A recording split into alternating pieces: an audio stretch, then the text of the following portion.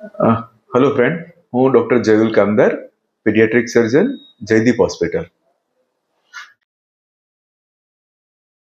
તમારા બાળકને કોન્સ્ટિપેશન એટલે કે કબજિયાત છે. કોન્સ્ટિપેશન બાળકોમાં ઘણા પ્રકારે અલગ અલગ રીતે દેખાઈ શકે.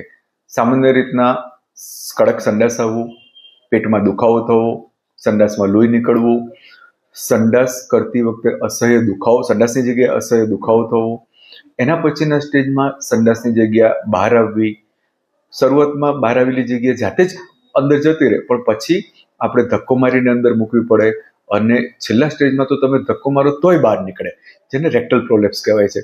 તો આવા અલગ અલગ સ્વરૂપે કબજિયાત બાળકોમાં જોવા મળે છે. તો કબજિયાત ન થાય અથવા તો જો તમારું બાળક ઓલરેડી કબજિયાતથી પીડાઈ રહ્યું છે તો તમારે શું શું ધ્યાન રાખવું? સૌથી અગત્યની અને પહેલી વસ્તુ કે બાળકને કોઈ પણ એવી વસ્તુ કે જેનાથી કબજિયાત થાય છે તે ન આપવી, પર્ટિક્યુલરલી મેદાવાળી વસ્તુ. મેદાવાળી વસ્તુ એટલે કઈ?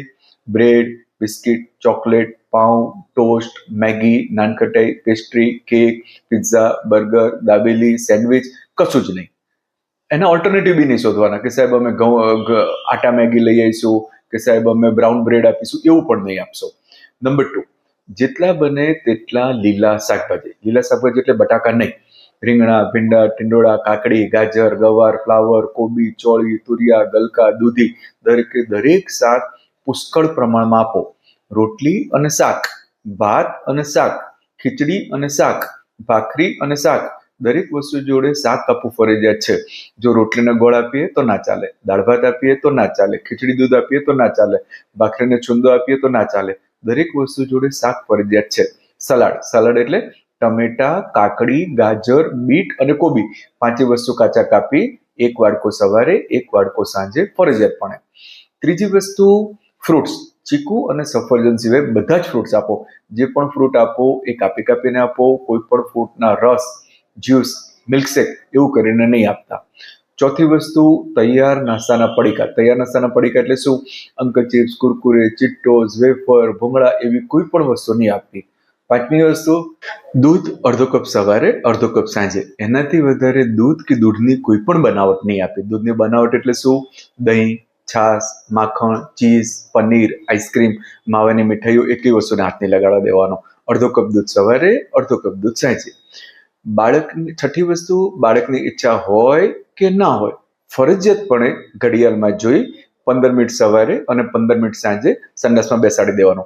સંડાસમાં બેસાડવાનો છે, ઊભો નથી રાખવાનો. કોઈ પણ વ્યક્તિ ઊભા લેટ્રિન ના કરી શકે.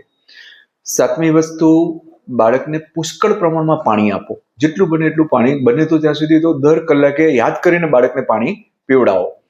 8મી વસ્તુ ભાજીનો રસ. ભાજીનો રસ એટલે શું? પાલકની ભાજી, તાંદળજાની ભાજી, એનો રસ કરીને પીવડાવો. એને જે સ્વાદ ભાવે એવો સ્વાદ કરીને આપો. અને જો મારા બાળકને ફિશર એટલે કે વાઢીઓ પડ્યો હોય તો સૌથી અગત્યનું છે, અથવા તો બાળકને સંડાસ કરતી વખતે જો દુખાવાની કમ્પ્લેન થતી હોય કે સર કે મમ્મી દુખે છે મને લેટ્રિન કર્યા પછી, તો બાળકને સવાર, બપોર, સાંજ દિવસમાં 3 વાર 15-15 મિનિટ નવસેકા ગરમ પાણીમાં બેસાડો. એના પછી હું એક મલમ લખી આપું છું, એ લગાડો. વત્તા જેટલી વાર લેટ્રિન કરે પછી આ મલમ લગાડી દેવાનો.